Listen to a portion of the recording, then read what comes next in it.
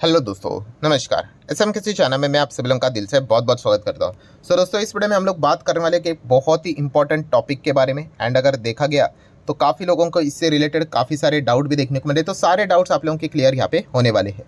तो सबसे पहले अगर हम लोग बात करें, आज के दिन भी बाजार के ऊपर ज़बरदस्त फोकस था कि बाजार कैसे रिएक्ट करेगा, बिकॉज लेट नाइट तक पूरी तरीके से नंबर्स हमारे सामने यहाँ पे आ चुके थे। एंड उसके बाद की अगर हम लोग रिएक्शन की बात करें तो आप देख सकते हैं बाजार ने वापस एक पॉजिटिव इम्पैक्ट दिखाया है। 3.25% की अच्छी रिकवरी यहाँ पे दिखाई है। एंड अगर हम लोग पोर्टफोलियो के डैमेज की बात करें, मतलब कल के दिन हर किसी के पोर्टफोलियो बहुत बड़े स्तर के ऊपर डैमेज हुआ था, वो आज के इस रिकवरी के चलते काफ़ी हद तक मतलब वापस नॉर्मलाइज होते हुए देखने को यहाँ पे मिल चुका है। पूरा तो नहीं होगा क्योंकि डैमेज हमेशा ज़्यादा ही रहता है, रिकवरी के हिसाब से रिकवरी होने के लिए ज़्यादा टाइम लग ही जाता है। बट कुछ इन्वेस्टर ऐसे हो सकते हैं जो कि कहेंगे अरे क्या बात करते हो आप, हमारा पोर्टफोलियो की तो भाई पूरी तरीके से बैंड यहाँ पे बच चुकी है। एंड खास करके वो कौन से इन्वेस्टर रहेंगे पता है? Yes, PSU investor. पीएसयू बोले तो पब्लिक सेक्टर अंडरटेकिंग। एकदम आसान भाषा में बोला जाए तो जिनके पोर्टफोलियो में उन्होंने गवर्नमेंट कंपनीज भर के रखी हुई है, गवर्नमेंट शेयर्स में जिन्होंने निवेश करके रखा हुआ है, वो काफ़ी ज़्यादा परेशान देखने को यहाँ पे मिल रहे हैं। बिकॉज कल के दिन जब बाजार कोलैप्स हुआ तो सबसे ज़्यादा शेयर्स उन्हीं के हम लोग को कोलैप्स होते हुए देखने को मिले थे। कोई 10%, कोई 15, कोई 20, एकदम ब्रूटल तरीके से गिरावट होते हुए देखने को मिलती है। और जो एफएनओ वाले थे वहाँ पे तो 25% तक भी हम लोग को गिरावट होते हुए देखने को यहाँ पे मिली थी। बट आज की अगर हम लोग रिकवरी की बात करें तो काफ़ी सारी पीएसयू कंपनीज की अगर हम लोग बात करेंगे, सेक्टर्स की बात करेंगे, फुल साइलेंस, कोई रिकवरी नहीं। मतलब जिस हिसाब से गिरे थे, मतलब प्राइवेट कंपनी अगर आपके पोर्टफोलियो में थी, ठीक है, होंगी, तो वो कल के दिन गिरे थे। आज अगर आप चेक करोगे तो वहाँ पे अच्छी रिकवरी नज़र आ रही है। बट सरकारी कंपनीज की अगर हम लोग बात करेंगे तो किसी भी प्रकार की रिकवरी नज़र यहाँ पे नहीं आ रही है। एंड ऐसा क्यों हो रहा है, उसी के ऊपर अभी हम लोग प्रॉपरली तरीके से यहाँ पे आएंगे। सबसे पहले अगर हम लोग रेलवे सेक्टर्स की बात करें तो रेलवे सेक्टर को आप यहाँ पे देख सकते हो, ठीक है। बीईएमएल की बात करें, कंटेनर कॉर्पोरेशन ऑफ इंडिया की बात करें, ठीक है, अभी 5% तेजी नजर आ रहा है। बट जिस प्रकार से गिरे थे उस हिसाब से कुछ भी नहीं। इरकॉन देखोगे केवल 0.5% ऊपर, आईआरसीटीसी 10-10, 12-12% गिरे हुए थे, सिर्फ 0.5% भागे। आईआरएफसी की बात करें केवल 1% यहाँ पे भागा है। आरवीएनएल की बात करें, रेलटेल की बात करें, रिट्स की बात कर ले, ठीक है, टिटाग्रेन सिस्टम तो आज भी यहाँ पे डाउन ही है। मतलब जिस प्रकार से डैमेज यहाँ पे हुआ उस हिसाब से तो कोई भी रिकवरी नहीं, ठीक है। वहीं पे प्राइवेट कंपनी तो एकदम ज़बरदस्त रिकवर कर गए। और ये हालत हर किसी सरकारी कंपनी की हम लोग को देखने को मिल रही है। चाहे अगर हम लोग डिफेंस सेक्टर की भी बात कर ले तो डिफेंस में भी आप देख सकते हो मैक्सिमम जो सरकारी कंपनी हम लोग को देखने को यहाँ पे मिली है उनमें ज़बरदस्त तरीके से हम लोग को डैमेज आज के दिन भी देखने को यहाँ पे मिला है। या फिर रिकवरी भी जो हुई है वो कोई खास रिकवरी यहाँ पे नहीं हुई है, ठीक है। कल गिरे 10-10, 15, 20% और आज 3-4% यहाँ पे भाग रहे हैं, ठीक है। तो ये हम लोगों को सरकारी डिफेंस वाली कंपनियों में भी ज़्यादा देखने को चीज़ मिली है। एंड वही अगर हम लोग बैंक्स की भी बात कर ले तो बैंक्स में भी आप देख सकते हो, सरकारी बैंक्स में कल के जिन जो तांडव देखने को यहाँ पे मिला था, जो गिरावट होती हुई देखने को मिली थी, कोई रिकवरी नहीं है। एसबीआई कितना ज़बरदस्त तरीके से कोलैप्स यहाँ पे हुआ था, आज के दिन केवल 1.5% यहाँ पे भागा हुआ है। मतलब ओवरऑल अगर हम लोग कंक्लूजन की अगर हम लोग यहाँ पे बात करें तो जोरदार तरीके से गिरावट के बावजूद रिकवरी में तो कोई भी कंट्रीब्यूशन सरकारी कंपनी का नहीं हुआ है। और अगर हम लोग पीएसयू कंपनीज की भी बात करें तो सब में सेम हम लोगों को पैटर्न देखने को यहाँ पे मिल रहा है।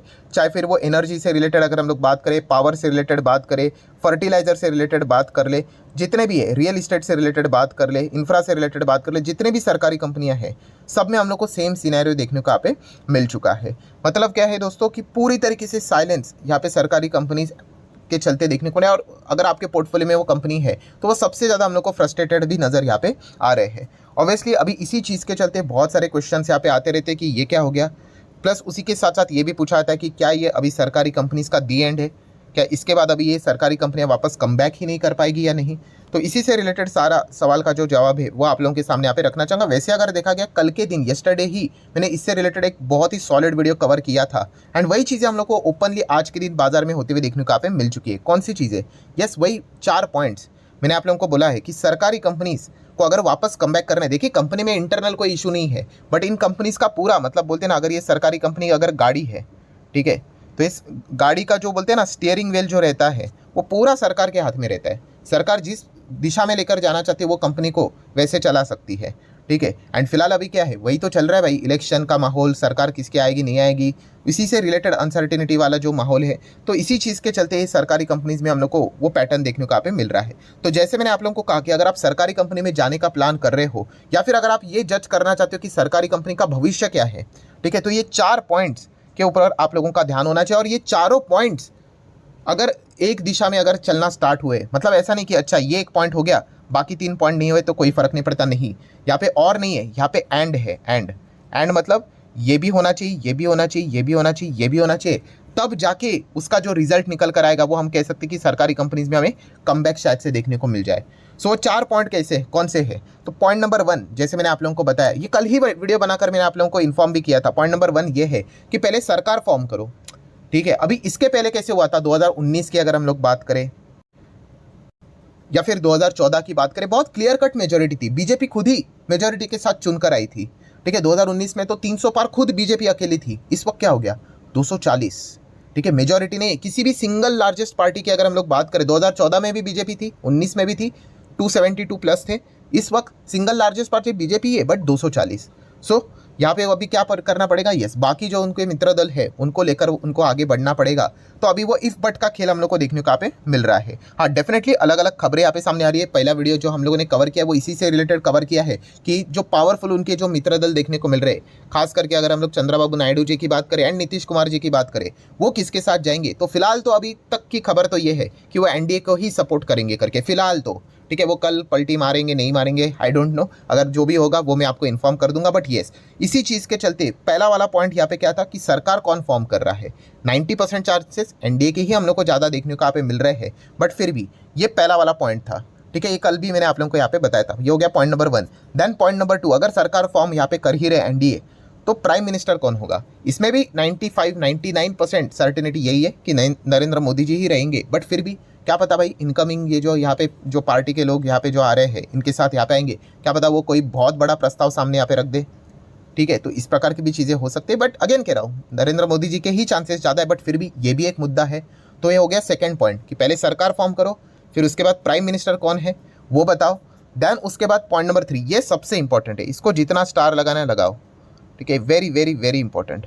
कौन सा है ये तीसरा पॉइंट, तो दोस्तों वो है union government ministries of India. मतलब जो यहाँ पे बातें अभी बोली जा रही है ना कि 8 जून को यहाँ पे प्राइम मिनिस्टर शपथ ग्रहण यहाँ पे करेंगे, ठीक है। तो प्राइम मिनिस्टर मतलब वो अकेले शपथ ग्रहण नहीं करते हैं, उसी के साथ साथ यस ये बताया जाता है कि कौन किसको क्या क्या मंत्री पद यहाँ पे मिलने वाला है, कौन शपथ यहाँ पे लेगा, इससे रिलेटेड चीज़ें भी हम लोग को देखने को मिल सकती है, ठीक है। ऑब्वियसली उसका जो डिपार्टमेंट का जो डिस्ट्रीब्यूशन होता है वो बाद में भी देखने को मिल जाता है, बट ये कुछ नए चेहरे भी हम लोग को देखने को मिल सकते हैं। तो ये एक अनसर्टिनिटी वाला माहौल है। मतलब क्या है, ये जो आप बोल रहे हो ना कि अगर मेरा पैसा रेलवे में है, अरे मेरा पैसा तो इंफ्रा में है, अरे मेरा पैसा तो सरकार के डिफेंस सेगमेंट में लगा हुआ है, तो याद रखना दोस्तों, ये देखो ये जो आप लोगों को करंट मिनिस्ट्रीज देखने को मिल रही है, तो उसमें जो वो व्यक्ति है क्या वो वही व्यक्ति उस डिपार्टमेंट को कंटिन्यू करेगा कि नहीं, ये सबसे इंपॉर्टेंट चीज़ है मेरे भाई, ठीक है। हम ऐसे हवे में नहीं बोल सकते। जैसे कि अगर मैं बात करूँ, आप कौन सी चीज़ यहाँ पे बात कर रहे थे, अभी थोड़ा नीचे आता हूँ, डिफेंस सेक्टर की। अभी डिफेंस सेक्टर की अगर मैं बात करूँ, कौन है अभी फिलहाल मिनिस्टर,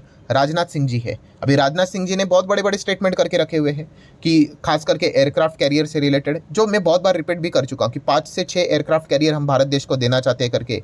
सो अगर मान लीजिए अगर डिफेंस मिनिस्ट्री में अगर कोई बदलाव हो जाता है तो नई व्यक्ति कौन आ रही है, उसका विजन क्या है, उसका मिशन क्या है, उनका फोकस क्या है, वो देखना पड़ेगा। तो ये इन चीज़ों के लिए मार्केट क्या हुआ है, फिलहाल रुका हुआ है। डिफेंस स्टॉक्स की अगर हम लोग बात करें तो वैसे तो नरेंद्र मोदी जी ने कल के स्पीच में ये बात तो ज़रूर कही कि हम आत्मनिर्भर भारत को ही यहाँ पे क्या करेंगे, नारे के चलते डिफेंस सेक्टर को आगे बढ़ाएंगे करके, ये एक अच्छी बात ज़रूर देखने को मिले। बट स्टॉक्स में उतना कुछ खास इंपैक्ट देखने को यहाँ पे नहीं मिला। देन अगर हम लोग बात करें फाइनेंस की बात करें तो निर्मला सीतारमण जी देखने को मिले, तो क्या वही कंटिन्यू करेंगी या नहीं करेंगी। देन अगर आप लोग यहाँ पे बात करोगे और कौन से है, जैसे कि अगर मैं यहाँ पे बात करूँ यहाँ पे और भी अलग अलग चीज़ें, जैसे कि पावर सेक्टर की बात करें तो आर.के. सिंह जी देखने को यहाँ पे मिल जाते हैं, ठीक है। आईएक्स के लिए तो ये सरदर्द बन चुके हैं क्योंकि वो मार्केट कपलिंग को ही लेकर बैठे हुए हैं। देन अगर हम लोग इंफ्रा की बात करें, रोड ट्रांसपोर्ट हाईवे, तो नितिन गडकरी जी है, तो इंफ्रा में अच्छा योगदान देखने को मिल रहा है। रेलवे सेक्टर की बात करें तो अश्विनी वैष्णव जी हम लोग को देखने को मिल जाते हैं। मान लो अगर अश्विनी वैष्णव जी अगर नहीं होते हैं, अगर नीतीश कुमार जी कहते हैं मान लो कि नहीं हमारे जो पार्टी वाले हैं उनको रेलवे मिनिस्टर बनना है करके, सोच कर देखिए, अगर वो नई व्यक्ति अगर बन जाती है फिर उसकी सोच क्या है, वो क्या सोचते हैं रेलवे सेक्टर से रिलेटेड, तो ये सारा अनसर्टिनिटी वाला माहौल है। हाँ, बट अगर यही व्यक्ति अगर वापस कंटिन्यू अगर हो जाते हैं तो फिर हम लोग कहेंगे कि चलो बाजार के लिए एक अच्छी बात हम लोग को ज़रूर देखने को मिल रही है। बिकॉज ऑलरेडी हम लोगों ने यहाँ पे क्या देखा था, यहाँ पे उनके जो प्लान्स है वो हम लोगों ने यहाँ पे ऑलरेडी यहाँ पे चेकआउट यहाँ पे कर लिए। तो इन सभी चीज़ों के ऊपर आप लोगों का फोकस यहाँ पे रहना चाहिए। एंड देन अगर दोस्तों हम लोग यहाँ पे बात करेंगे पॉइंट नंबर 4, जो कि और भी ज़्यादा इंपॉर्टेंट बन जाता है, एंड वो है बजट, ठीक है, ऐसा नहीं है कि भाई यही लोग अगर चुनकर भी अगर आ जाते हैं उसी चीज़ के ऊपर बैठ जाते हैं पोजीशन के ऊपर, बट अगर उस सेक्टर को अगर उतना बजट ही नहीं मिल रहा है तो फिर वो आगे कैसे ग्रो कर पाएंगे? क्योंकि ये तो कंपनी का सबसे बड़ा ऑक्सीजन है। रेलवे कंपनियां, डिफेंस कंपनियां भागे क्यों? क्योंकि उनका बजट बड़ा है। पहले अगर उनको 100 रुपया मिलता था, आज उनको 400 रुपया करके दिया हुआ है। तो भाई 300 का जंप जो देखने को मिला है वो कंपनी के पीएनएल में रिफ्लेक्ट होगा। अगर कल नए कोई मंत्री जी बैठ जाते या फिर पुराने वाले बैठ जाते और वो कंपनी बोलते अरे नहीं यार, रेलवे के ऊपर अभी इतना फोकस नहीं करेंगे, रूरल डेवलपमेंट के ऊपर ज़्यादा फोकस यहाँ पे देखने को नहीं मिला है, तो वहाँ पे वो पैसा डाइवर्ट कर लेते हैं, रेलवे का थोड़ा कम कर देते हैं, गया रेलवे सेक्टर काम से। आप समझ रहे हो? ये चीज़ों के ऊपर आपका फोकस रहना चाहिए। तो ये एक लाइन में कोई आंसर नहीं होता है इसका येस और नो करके, ये सारी चीज़ें आपको देखनी यहाँ पे पड़ती है। और जैसे मैंने आप लोगों को कहा, ये क्या है, ये सारी चीज़ें एंड में होती है। एंड में मतलब ये 1 भी होना चाहिए, प्लस एंड 2 भी होना चाहिए, एंड 3 भी होना चाहिए, एंड 4 भी होना चाहिए। सरकार बननी चाहिए, ठीक है। देन उसी के साथ साथ पीएम कौन है वो भी सामने आना चाहिए, जो कि आ ही जाएगा, बहुत कोई बड़ी बात नहीं। देन तीसरा, ये बहुत इंपॉर्टेंट चीज़ है कि 8 जून को वो बात करें, शपथ ग्रहण करेंगे, तो और कौन नए नए कैबिनेट में हम लोग को मंत्री देखने को मिलेंगे? कुछ तो बदलाव होगा ही। अभी बीजेपी के पास पहले जो पूरी पावर थी वैसे तो है नहीं, ठीक है। वो खुद यहाँ पे 240 के साथ चल रहे हैं, तो मित्र दलों को उनको बड़े बड़े मंत्री पद यहाँ पे देने पड़ेंगे। तो बहुत बड़ा बदलाव एक्सपेक्ट कर रहा है मार्केट। एंड ये बदलाव मतलब किस में होगा? ये जो सेगमेंट है ये सरकारी सेगमेंट में ही होगा। एंड फोर्थ, बजट कितना मिल रहा है, जो कि जुलाई में अनाउंसमेंट यहाँ पे होगी, क्या उसमें कोई प्लस माइनस होगा या नहीं होगा? तो ये सारी चीज़ें यहाँ पे देखनी पड़ेगी। एंड अगर आप चाहो तो एक 5वां वाला पॉइंट भी लिख सकते हो। कौन सा?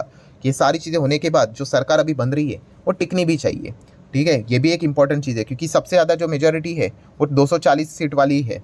तो बाकी जो मित्र दल है उनको बार बार उनके ऊपर ध्यान रखना पड़ेगा कि भाई ये नाराज़ ना हो जाए, ये इधर उधर चले ना जाए करके, ठीक है। तो ये सारी चीज़ें जब प्रॉपरली यहाँ पे वर्क करेगी तब जाके हम कहेंगे कि सरकारी कंपनी आपको अच्छी करते हुए देखने को यहाँ पे मिलने वाली है, ठीक है। तो ये पॉइंट के ऊपर आप लोगों के ध्यान यहाँ पे रहने चाहिए। इसलिए आप आज के दिन भी आप लोगों ने देखा कि जो पैसा लगा है वो वापस प्राइवेट कंपनीज की ओर हम लोग को ज़्यादा लगते हुए देखने को मिला, बिकॉज वहाँ पे जो डिसीजन होने हैं वो प्राइवेट लेवल पे ही होंगे, इंटरनली होंगे। बट जो सरकारी कंपनीज के जो डिसीजन है वो ऑब्वियसली सरकार कौन फॉर्म करेगा, कौन बैठेगा, कौन नहीं बैठेगा, बजट कितना मिलेगा, उस हिसाब से वो सेक्टर रिएक्ट करेगा। सो इस चीज़ के ऊपर आप लोगों ने क्या करना है, अच्छी तरीके से स्टडी करना है। अगर आप इमोशंस लेकर चलोगे तो फिर भाई बहुत मुश्किल यहाँ पे होगा। तो ये अनसर्टेनिटी हम लोग को फिलहाल तो देखने को यहाँ पे मिल रही है। सो जैसे ये पिक्चर क्लियर हो जाएगी तब जाके आपको प्रॉपरली सरकारी सेक्टर कैसे रिएक्ट करता है वो देखने को यहाँ पे मिल जाएगा। सो दी एंड तो नहीं होता है, बट येस, इन सवाल के जवाब हम लोगों को जब तक मार्केट को प्रॉपरली नहीं मिलेंगे तो बड़ा पैसा लगाना मार्केट क्या करेगा, थोड़ा सा अवॉइड करेगा। एंड बाकी तो बहुत सारे ऐसे पिटे हुए सेक्टर है ही, वहाँ पे हम लोगों को पैसा डाइवर्ट होते हुए देखने को यहाँ पे मिल रहा है। सो आशा करता हूँ दोस्तों आपके जितने भी डाउट होंगे वो प्रॉपर तरीके से रिड्रेस हो चुके होंगे, सॉल्व हो चुके होंगे। तो आप चाहो तो इस वीडियो को जरूर thumbs up, like and share कर सकते हो। मिलते हैं अगले वीडियो में, तब तक के लिए बाय बाय।